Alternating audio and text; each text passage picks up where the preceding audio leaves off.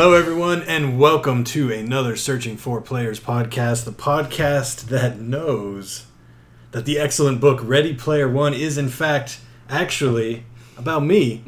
Because, as always, I am David, Player One, and I am always ready. And joining me, because she is almost always ready, is Player Two, hey, Alina. What's up? All right, Player Three, Player Four, they were not ready, so they're not here. We'll get them back next week. But speaking of Ready Player One, last weekend at Comic-Con, they released the trailer. Mm-hmm. Now, I've read the book. Mm-hmm. You have not read the book. No. So I want to know your impressions of the trailer. Are you excited for this movie that you don't know anything about? Not particularly. Like, it looks okay, and like I was saying, I commented to you, like, the world outside of the game stuff looks pretty cool to me. Like, I'd be interested in that. But if that's not a big part of it, then I don't know if I'd really... So in the book, the sort of dystopian future world, everything's running out of resources, all that stuff. In the beginning, it's quite a bit, and then there's like maybe in the last third, it bounces back and forth quite a bit, because there's a part where he actually goes to a company to infiltrate them in the real world and do stuff, so it does take place somewhat back in the real world as well. So we'll see how much the movie follows that. Yeah. But, yeah, there is some... hopefully they'll get into that and explore it. I know the book did, so... But you're not excited to see this mishmash of all these different properties and stuff? Nope. No? So anybody unfamiliar with it, it has a lot of 80s references to movies, TV shows, video games, also more modern like anime, a lot of stuff from the early 90s. And it's just, it's like just geek goodness in there. Even if you're not a big fan of gaming or movies or a specific thing, you'll find something in there that you'll enjoy, an aspect of it. Yeah, like I said, I really liked the book. Yeah. The book was really good. When did you read the book? Or when did the book come out? The book came out, I want to say 2013, 14. Oh, so it's pretty recent. It's fairly recent. Oh, yeah, okay. Yeah, it's newer. That makes me feel even less about it. Yeah, it's not some classic like from the 80s or anything like that. Yeah. No. Yeah, it was like 2012, 2013, somewhere. It was like 3, 4, 5 years ago, somewhere in there. I forget the exact release date. Right. He actually sold the rights to make it into a movie before the book came out. It had that much like buzz going on. Okay. So yeah, I don't know. But the book was really good. The movie's coming out March 30th of next year. Okay. Supposedly they were shooting originally for a holiday, but they didn't want to compete with Star Wars, so they stuck it in March. Spielberg is directing it. Idea. Yeah. Spielberg is directing it, which always gives me hope. Especially when it's got so much 80s references. Obviously, that was his wheelhouse, the 80s. So, the writer who wrote the book, Ernest Cline, he helped adapt it into a screenplay, which also, gives hope. My biggest thing was there were some scenes in the trailer. I'm like, I know exactly where in the book that is. I know exactly where in the book that is. But then they had that huge car race scene, and it's been like a year or so since I've read the book, but I don't remember that. Yeah. So I'm like, how much... A year is pretty recent, so I feel like you'd be able to remember. Yeah, maybe a year and a half. But yeah, it wasn't too long ago I read it. And so, yeah, I do not remember some giant car race sequence. The entire book is essentially a race to find these different things. Yeah. But that's, a metaphorical race versus, like, a literal let's get in cars and race. So that makes me nervous because it makes me wonder how many liberties they're going to take with the book, which always happens with movies. It's going to be a thing. I feel like if the guy that wrote it helped adapt it, then that might help in that way, because it's like maybe this is something he wanted to do in the book and like didn't get a chance to or didn't translate well into like written word or something like that. So now that he has the movie thing, he can... That's true. That's true. It may not be, a bad thing. Right. If he's working on it, hopefully it'll come out pretty good. Right. Yeah, it may still capture the spirit and the intent of the same, the story. Yeah. That's kind of what, hoping for. But I don't know. Like I said, the scenes that I recognize from the book, like the stacks of the trailers, everybody living in them and stuff, that's basically from the cover of the book. That's cool. There's a part where it shows a bunch of people like floating up in the air. That's some big fancy party he goes to. I remember that from the book. So I don't know. We'll see. My biggest question is going to be how many of these different movies, TV shows, video games, anime, comics references that were in the book, because there are a ton of them. Yeah. are they going to be able to put in the movie? A, because of time, but also B, are they going to be able to get the rights to show these things? Because some of the properties were sort of more like a side thing, but then some of them were super. I think I was telling you there's a part where him and all his friends have essentially giant robots that they fight with, and you have Mechagodzilla. I think Voltron was one of them. Maybe the Megazord was another one. There's a couple from some different anime and stuff, and it's like, what are they going to have to change? I think in the trailer you see a scene with the Iron Giant walking next to him. I don't remember the Iron Giant ever being referenced in the book. Right. Could be wrong. Maybe they switched it out. Or Yeah. So we'll see. Whatever Warner Brothers has property to, then that's probably going to take precedent over whatever else. So So I'm thinking whatever you saw in the trailer that wasn't part of Warner Brothers was just like... extra. Yeah. Yeah. Well, we'll see. Who knows? Yeah. It's Spielberg. Maybe he can work his magic and make some So deals. My thing with it is like, I was hoping it would be like an older book. But since it's a recent book, that just makes me more like, really, like, this is just riding off like nostalgia wave. Like, for me, that's all it seems to be. And it's just, not that it may be bad or be good or whatever, like it could be a great movie, and I'm missing out, but that kind of stuff is just like, I'm tired of it, like getting tired of all the just like, oh yeah, remember the 80s, remember the 90s, remember how cool they were. It's just like, it's the whole South Park member berries like kind of thing, and I'm just like, I'm done. I'm so done with everybody, no offense, everybody geeking out over like all this crap. Like, no, I don't care anymore.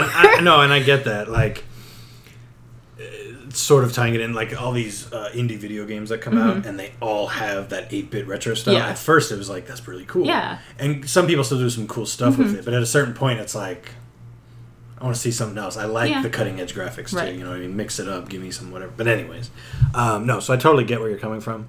Obviously I'm a big fan of the 80s stuff, so I encourage you to read the book. Okay.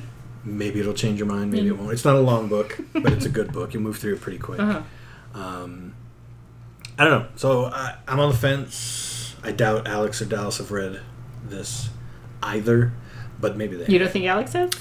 I don't know. I don't think he's a big reader. So, could be wrong. Okay. But, yeah. Like I said, everyone I've ever talked to that's read this book, gamer, non-gamer, geek, not sort of a geek, have all liked the book. Okay. So the book is definitely good. It's just how it's going to translate. Right. So, I don't know. I'm optimistically hopeful and excited, but keep trying to, I'm still slightly skeptical. Like I said, there's some I think that's good to be slightly skeptical. You don't want to have your expectations too high. Unfortunately, I feel like that's the way I am with like almost everything now. Like any movie or any show or whatever. It's just like something that I'm familiar with. I don't want to get my hopes up high because then I'm just like, what's going to happen this time to it?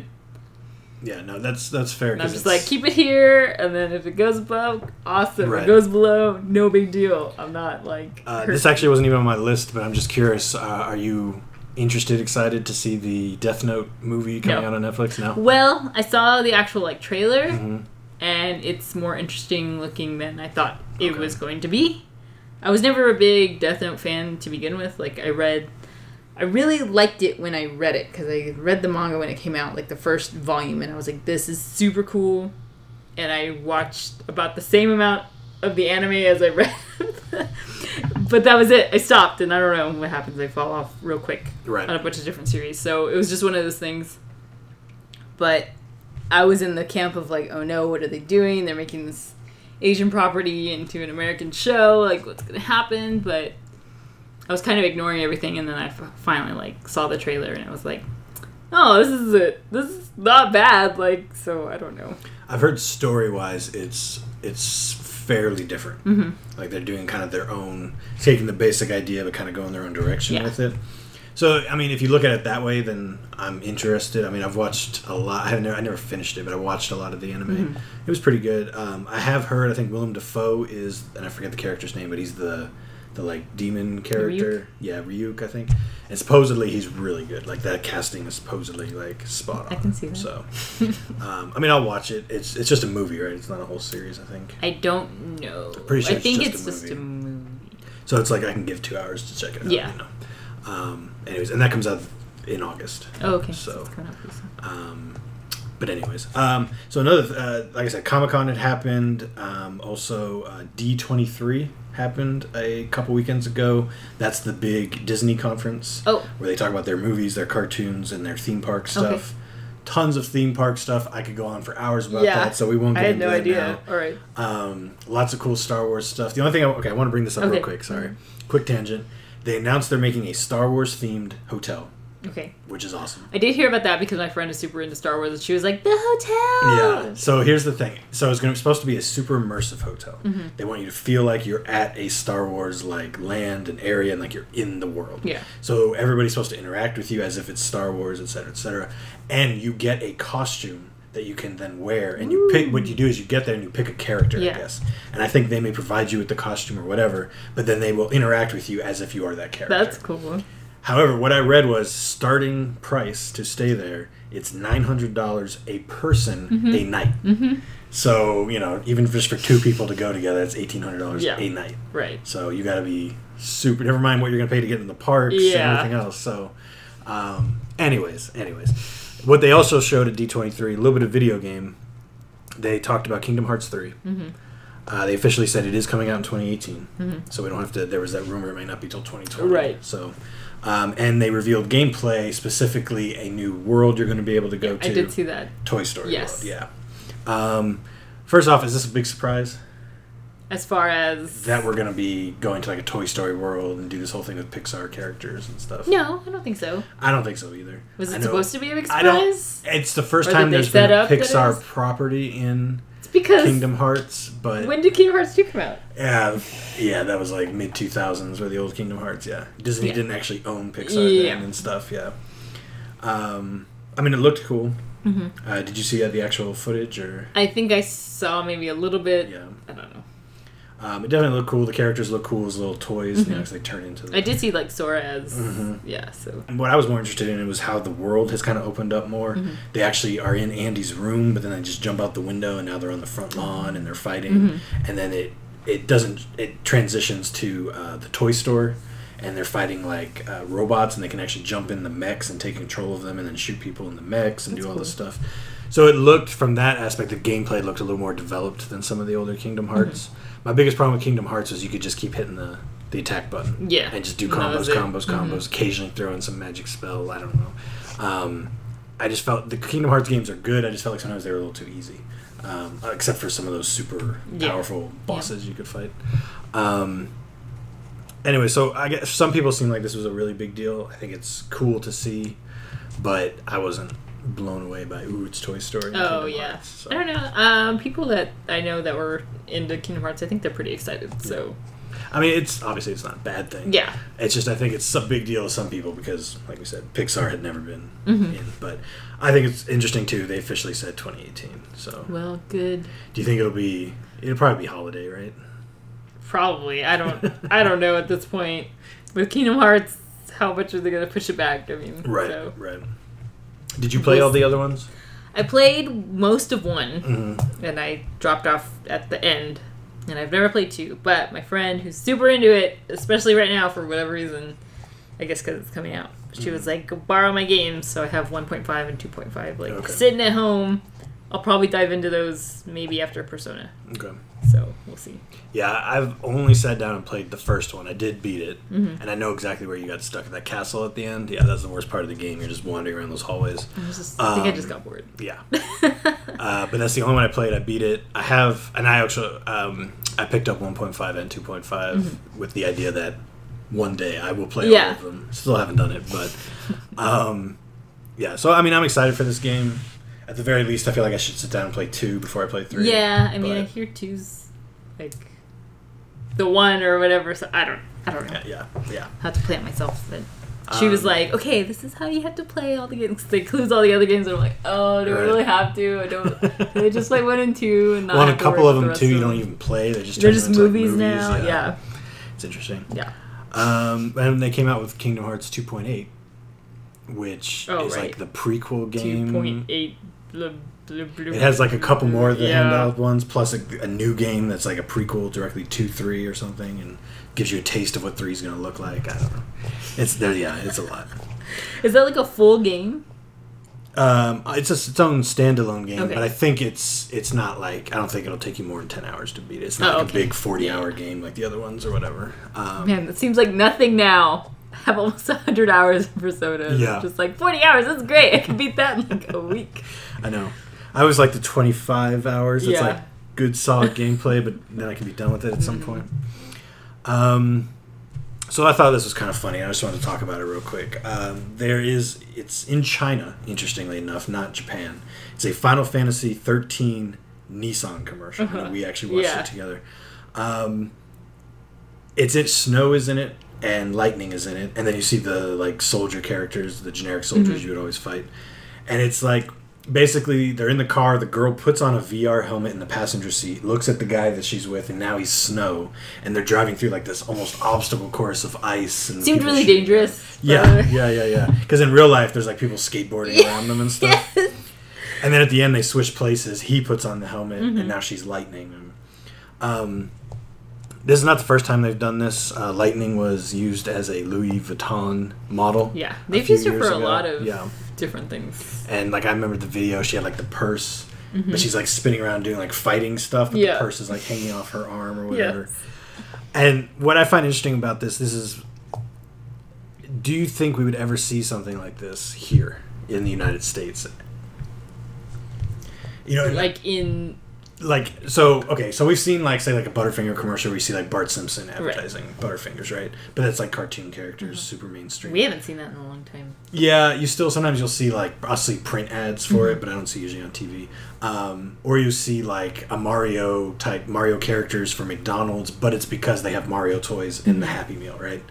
So what I'm curious is if you'll ever see like, I don't know, Kratos advertising like Axe body spray. You know, something that's totally unrelated, but the video game character is almost like a spokesperson because they're so popular. Do you think we would ever see that here? I think we may go back to that.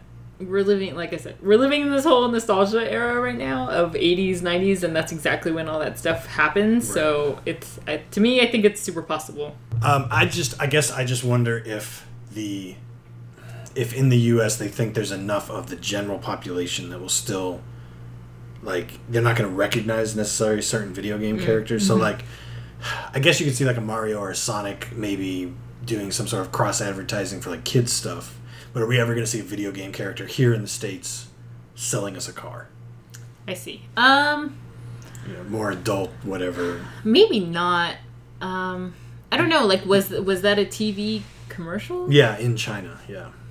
I feel like TV stations in Asia are way different than what we have here. They have so many different broadcast channels as well as, like, I guess, everything extra. Right.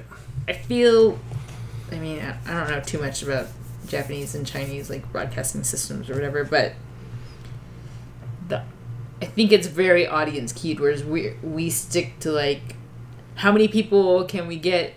You know, they're going for the niche of, like, who's gonna love Final Fantasy? We want these people. You know, they're trying to grab those people instead of America, where it's just like going for the broadest. So what about like an MTV or like Adult Swim on Cartoon Network? Like during those time slots, could we maybe see something more like that? Like even like a Lara Croft. Lara Croft is super well known in the States.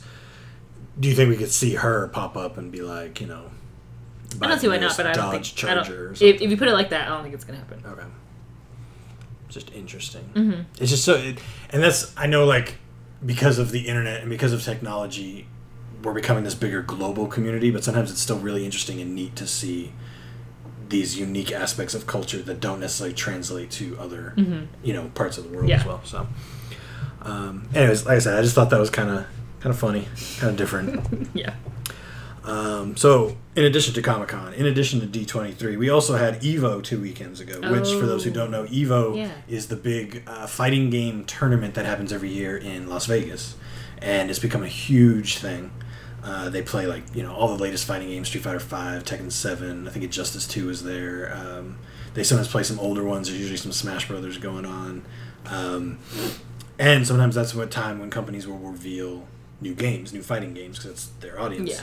Yeah. The one I wanted to talk about that kind of caught my eye was Arc System revealed Blazblue Cross Tag Battle, and it's going to be a sort of combination of different properties, including Persona, because they had the Persona Arena fighting game. I don't know if I'm pronouncing this right. RWBY? Ruby. It's Ruby? Okay. Which I know is an anime, and I guess there's also some video games.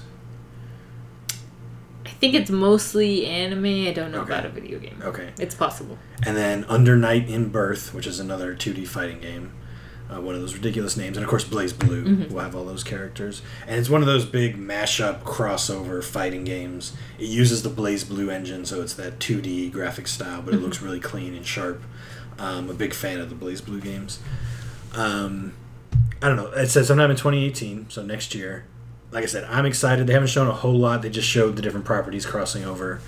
I know you like to dabble in fighting games sometimes, too. Yeah. Is this something you're kind of intrigued by? I mean, it caught my attention when it was like Persona characters against Blazblue characters. So I already have like Persona 4 Arena. Everything else in that they showed for the series, like, I'm not into any of those. If it was like Guilty Gear, if it was like, I don't know, Tekken or like whatever, like characters from that, like maybe. And I know Tekken's a totally different 3. Right, I get right. Yeah. I don't want to get They did Street Fighter Cross Tekken. That was 2D. So. Yeah. So just I don't know really. I know of Ruby, but I haven't seen it, and I'm not like a fan of it. So it's just like all those 3 other properties. I'm just like I can just play Persona 4 Arena and just play with all the characters I know already. Yeah. I think it'd be cool for somebody that's into like Blazblue already, that's been playing those, and then trying out some of the other characters or whatever. But as far as I'm concerned, like, it's kind of like, yeah. And I don't buy fighting games, really, so. Yeah, I definitely have a problem when it comes to fighting games. I pretty much buy them all. I know you love them, so. Yeah, and that's fine. That's your thing. You love them. Yeah, but, and it's interesting. And like you brought up Guilty Gear, that was one of the first things I thought. I was like, oh, of course there's going to be Guilty Gear. The trick there is the new Guilty Gears use a different engine. They use that. It's still 2D, but the engine is actually 3D. It's like Street Fighter, where the characters are 3D, but you're fighting on a 2D. See, I want to play the new Guilty Gear. They look amazing. They're gorgeous games. I really want to play that. And so I just don't know if they just don't want to take the time to render them in pixels and all that kind of stuff, or whatever it is they use now. But it would be cool if there were a couple Guilty Gear characters. Like if they're still holding some stuff back and they're going to be like, oh, here's Soul Bad Guy or something from Guilty Gear. Yeah, that'd be pretty cool. But anyway, like I said, it's just a short trailer that's out there. I think it's just over a minute. It's on my radar. It'll be on my list to keep an eye on. Obviously, the one I think most of us are more excited for, their Dragon Ball Fighters game, which looks amazing. Yeah, I think we talked about that a little bit already, but it's made by Arc System Works also. And it just looks. They've been doing a good job. I hope that they, gain some more properties or get their hands on a few more series. And I'd probably buy some of those depending on what they get into. Yeah, absolutely. I've been playing a lot of Injustice. Love that, and I keep thinking, man, Marvel needs a version of this. And I realize there's Marvel versus Capcom. And I like those games, but I'm like, give me a Marvel-only fighting game. Oh, yeah. In the style of, like, this, like, Arc System. Give it to Arc System. Let them do something cool with it. There's so many Marvel characters. There's so many! Yeah. Yeah, you could do something interesting with it. But anyway, so I just thought that was kind of cool. A little bonus game announcement that happened there. That's cool. So, okay, so we have a one-on-one podcast again. Yes. So now we have our new segment that we added last time. Whenever there's just 2 of us, we do something called 1v1, where we help learn each other a little bit more, and we help you learn us a little bit more, understand us. Last time we talked about character creation. We talked about naming our characters. So this week, sort of similar to that. I was playing Persona the other day, and my wife came in. She sat down, and she started watching it. She was actually intrigued. I was in a story-heavy part. I was in the middle of a dungeon. So she started asking me questions about the characters and what was going on. She was actually kind of interested. She got mad at me when she found out I was still playing it when she wasn't around. Yeah. I'm like, I'm halfway through this game. I got to get through it. I can't wait. Yeah. But sorry you came in late. Yeah. I explained all the backstory. But when I was explaining it to her, I kept saying, I have to go do this. We need to do this. Right, yeah. We are, all of us have to do this and stuff. And she kept giving me a hard time referring to these characters as like almost like people I knew, if that character was me. Yeah. So that's something I definitely do.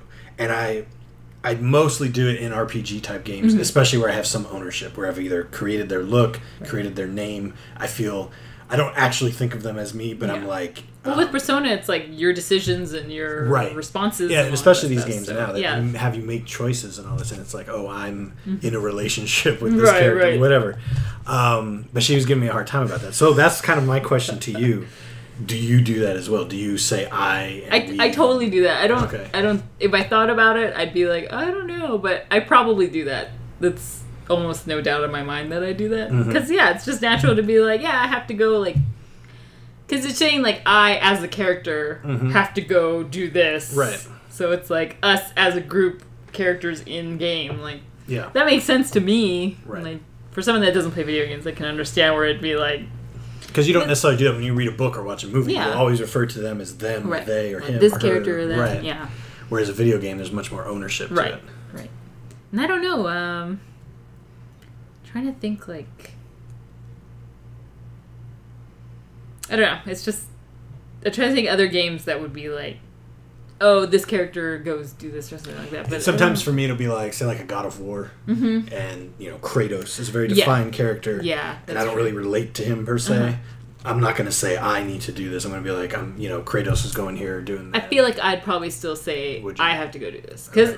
technically, you are the one doing it. Yeah, that is true. Like, I guess if someone was like, what do you have to do now? I'd be like, okay, well, I need to get... I'll say, like, I need to get him up there. I'm controlling him, you know what I mean? Whereas I'm not like, oh, I gotta go save my wife and child or something. It's like... I'd probably do the latter. I'd be like, I gotta go do this, and I gotta save this guy, and I gotta go whatever, like...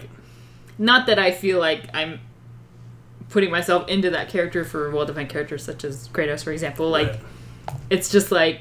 I am controlling this character, this is my experience, this is me doing this thing, like, I could choose to go do this instead, but I'm going to go do this, so it's just like, yes, me, I am doing this thing. So, totally. That makes sense, Yeah, usually, like I said, usually it's for me if I have more ownership over the character. I've created them, or, especially a game like, say, like Skyrim, where that character is 100% everything I've done made him, and then I don't refer to him as him, it's me doing this, I'm the Dragonborn, or whatever, so, but... Yeah, and it's something I never really thought about until, like I said, I think it was like 3 or 4 weeks ago. She was like, you keep saying me and us, and I'm like, I know they're not real, but you feel, I don't want to say you feel part of the world, but you're much more involved. So I'm glad to know I'm not alone. No, totally not. And I don't know anyone that plays video games that doesn't do that. Right. I guess it's sort of a shared language for people that play games. It's just like, you understand that. Of course you're not that character, but you know that you're the one in control doing those things. So right. No one's gonna really rag on you for being like, oh, you did this? Like, yes. Yes, I did. Yes, I did. Yes. Cool. I guess no one's ever given you a hard time then? Not that I can think of. I don't play games in front of people that don't already play games. Right. So anyone that I ever hung out with or dated or whatever, like... That's true. She's one of the few people that I would talk to games about that she doesn't play games. I guess Dallas, but we don't normally go into describing a game to her. So, because most people, my friends, my brother, people that, discuss games with, you guys. See, I wish she was here so that she could be a comment on. Well, if she and I ever do a one-on-one, I'm totally asking her about that, if she would make fun of me. Yeah. But, no, so, but yeah. All right. Well, that makes me feel better, Alina. It's okay, David. Not alone. Good. So that kind of wraps it up for today. All right. That's another podcast in the bag. I know we took a week off, but we're back in the New York groove. Okay. So that does it. Let us know in the comments. Do you guys take ownership of your characters? Do you say me, I? Has anyone ever given you a hard time about it or just not understood it? And we want to start that discussion. But that does it for this week. And we will see you guys next week.